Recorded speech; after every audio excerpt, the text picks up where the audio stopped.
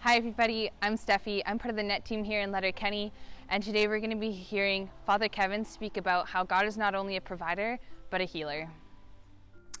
A reading from the Holy Gospel according to Matthew. This is chapter 15, verses 29 to 37. Jesus reached the shores of the Sea of Galilee, and he went up into the hills. He sat there, and large crowds came to him, bringing the lame, the crippled, the blind, the dumb, and many others.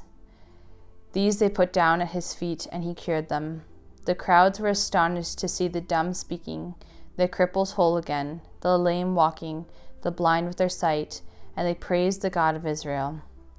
But Jesus called his disciples to him and said, I feel sorry for all these people. They have been with me for 3 days now and have nothing to eat. I do not want to send them off hungry. They might collapse on the way.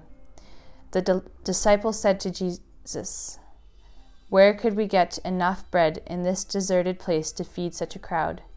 Jesus said to them, How many loaves have you? 7, they said, and a few small fish.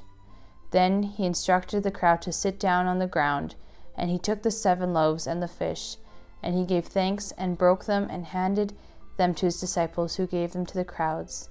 They all ate as much as they wanted, and they collected what was left of the scraps, 7 baskets full. The Gospel of the Lord. The readings for today's Mass, Wednesday of the first week of Advent. In the Gospel, we hear of Christ healing the sick and the maimed, and then multiplying the loaves and the fish, as St. Matthew recounts it. The first reading is from Isaiah, describing the great banquet at the end of time, when Christ will lay out a banquet of great and rich food. To reflect on these images, we are presenting you with an image of a mosaic found in the church of Sant'Apollinare Nuovo in Ravenna in Italy. It shows a young Christ handing out on one side and the other bread and fish. His arms are stretched out. It reminds us of the cross, where he stretched out his arms to feed us with his own body and blood, to feed us with his mercy. Christ feeds us from himself. It is a great image of hope, because ultimately Christ stretched out on the cross is the risen Christ, the Christ who is young. He is surrounded by the apostles dressed in white, also reminding us that they have washed clean their robes in the blood of the Lamb. They share in the mystery of redemption, as we all do by our baptism, when we die with Christ and rise with him to new life.